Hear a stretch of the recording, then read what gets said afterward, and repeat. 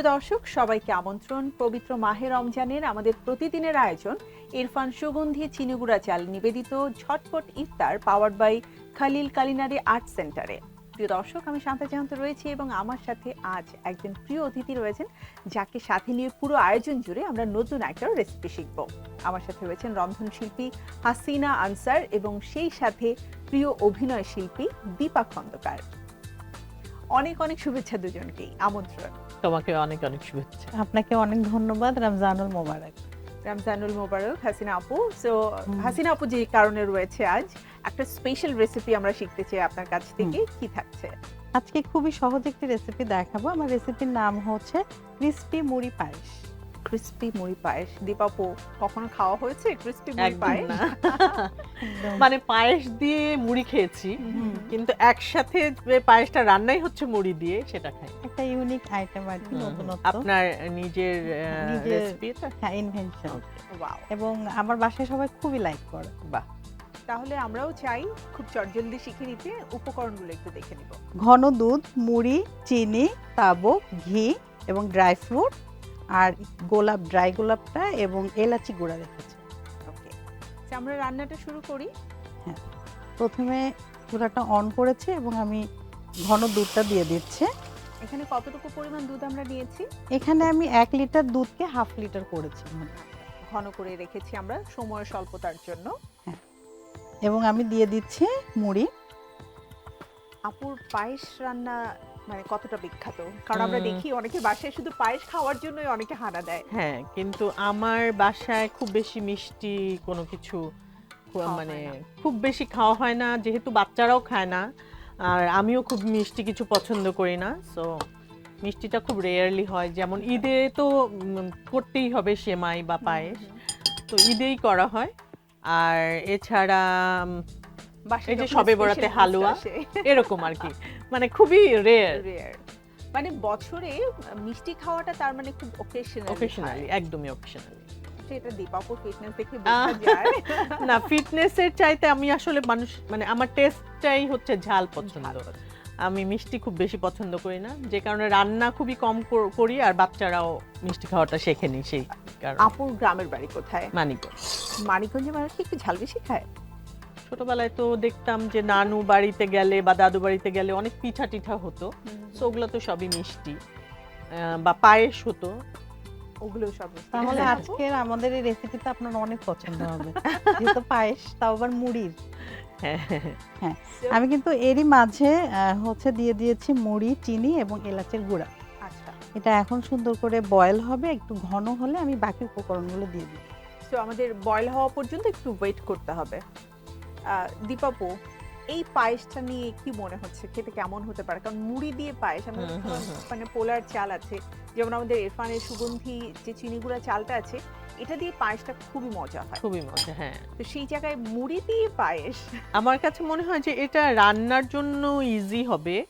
আবার অনেক সময় হয় না যে দেখা যায় যে চালটা প্রপারলি সেদ্ধ হচ্ছে না, সেই ঝামেলাটাও থাকবে না, খেতে খারাপ লাগবে না, আমার মনে হয় ভালোই লাগবে। জাস্ট একটু এখন টেস্ট করার জন্য অপেক্ষা করতে হবে আমাদের।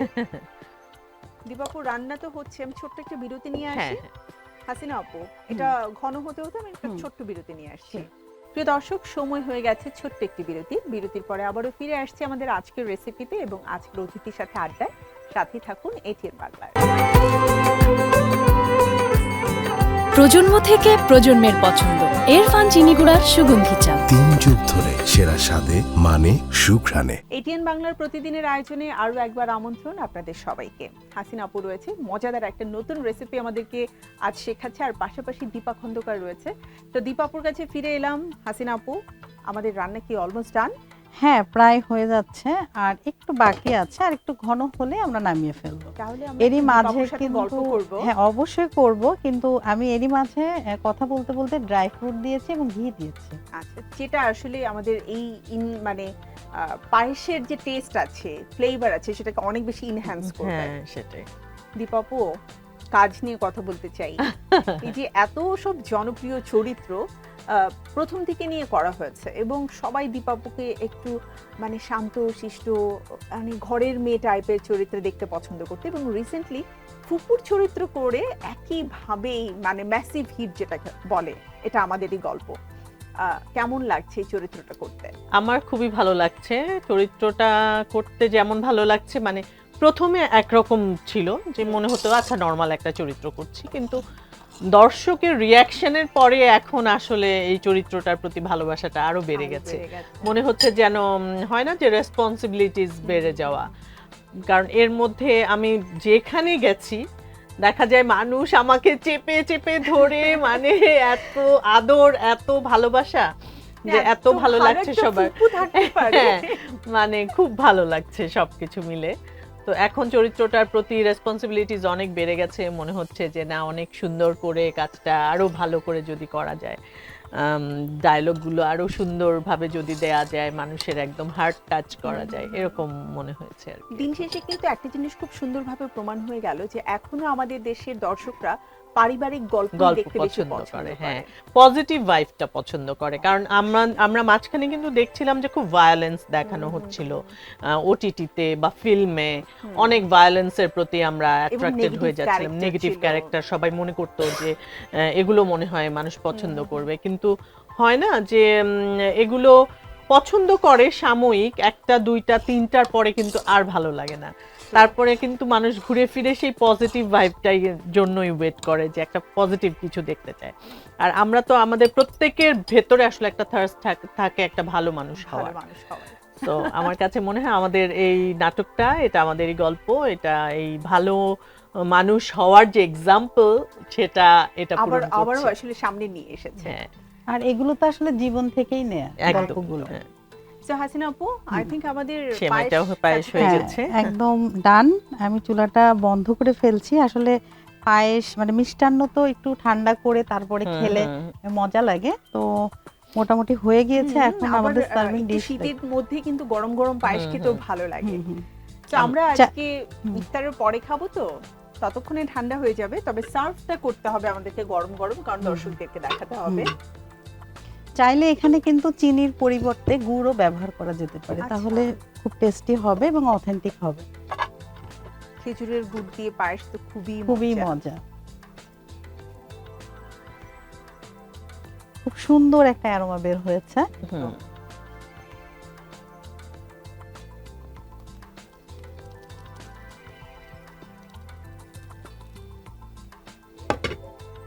কেউ যদি চায় গুঁড়ো দুধ দিবে, একটু কন্ডেন্স মিল্ক আপনি চিনির বদলেও দিতে পারে, তখন কিন্তু টেস্ট আরো অনেক বেশি ঘন হয়। হবে কিন্তু আরো। কন্ডেন্স মিল্কটা দিলে একটু চুলাটা মিষ্টিটা হবে। বেশি হয়ে যায়। আচ্ছা, তো সেই জায়গা থেকে আচ্ছা। আমরা চিনি অথবা গুড় ব্যবহার করতে হ্যাঁ। পারি। এখন আমি একটু সাজিয়ে ফেলি, ড্রাই ফ্রুট দিয়ে সাজাতে হবে।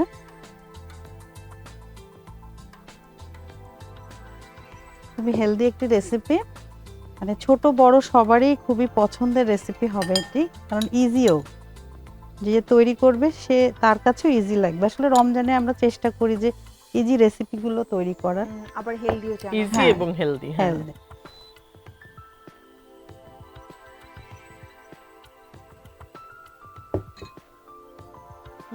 হয়ে গেল, তৈরি হয়ে গেল আমাদের মজাদার ক্রিস্পি মুড়ি পায়েস, দর্শকদের পাপুর জন্য জন্য। এবং আপনাদের জন্য। Thank you so much. Thank you দীপাপু, এটা কষ্ট করে হাতিয়ে রাখতে হবে বিকজ ইফতার পর্যন্ত আমাদেরকে অপেক্ষা হ্যাঁ, করতে হবে। তার আমার মনে হয় এটা আমরা ফ্রিজে ঢুকিয়ে দিই, তাহলে ঠান্ডা ঠান্ডা খাওয়া যাবে। ঠান্ডা ঠান্ডা খাওয়া যাবে। এবং তবে প্রিয় দর্শক, আপনাদের সুবিধার্থে এর পুরো প্রস্তুত প্রণালী আমি আরো একবার দেখিয়ে দিতে চাই। চলুন দেখে নিই ক্রিস্পি মুড়ি পায়েস কিভাবে তৈরি করা হয়েছে।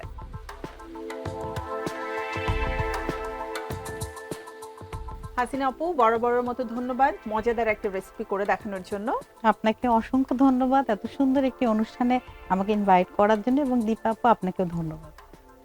এন্ড দীপা আপুকে আসলে ধন্যবাদ দিয়ে আমি ছোট করতে চাই না, কারণ এত ব্যস্ততার মাঝে, স্পেশালি ঈদের আগে ব্যস্ততা তো অনেক বেশি থাকে, কিন্তু আমাদেরকে সময় দেওয়ার জন্য অসংখ্য ধন্যবাদ। তোমাকেও ধন্যবাদ, এবং ইরফান ঝটপট ইফতারকে অনেক অনেক ধন্যবাদ। হাসিনা আপা, আপনাকে অনেক ধন্যবাদ, এত মজার একটা রেসিপি আমাকে শেখালেন, Thank you. নিশ্চয়ই আমি এটা ট্রাই করব। প্রিয় দর্শক, আমাদের আজকের সময় একেবারেই শেষ, বিদায় নিতে হচ্ছে। আমরা চেষ্টা করছি প্রতিদিনই আপনাদের জন্য নতুন নতুন সব রেসিপি নিয়ে হাজির হয়ে যেতে। আমাদের প্রতিদিনের ইফতারের আয়োজন ইরফান চিনিগুড়া সুগন্ধি চাল নিবেদিত ঝটপট ইফতার powered by Khalil culinary art সেন্টারের প্রতিটি এপিসোডে। সবাই ভালো থাকুন, সুস্থ থাকুন আর চোখ রাখুন এটিএন বাংলার পর্দায়। আজকের মতো বিদায়, আল্লাহ হাফেজ।